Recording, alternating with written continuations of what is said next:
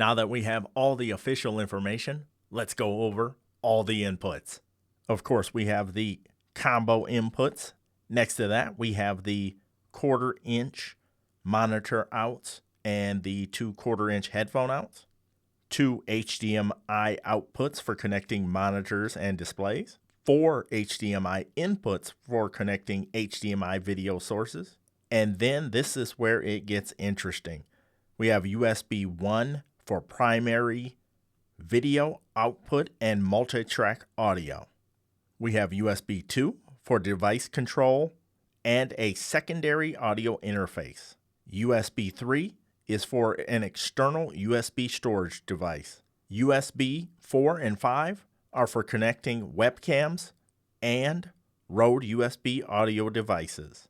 Next to that, we have the Ethernet port. Above that, the micro SD card, power button with a USB-C power port.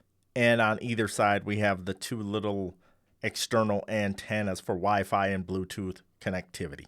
With a myriad of video and audio inputs and outputs, the RODECASTER Video is poised to make a huge splash in the live streaming and podcasting realm. I'm putting together an entire RODECASTER Video playlist. It'll pop up in the annotation on the screen. If you missed it, click in the description down below. As always, thank you.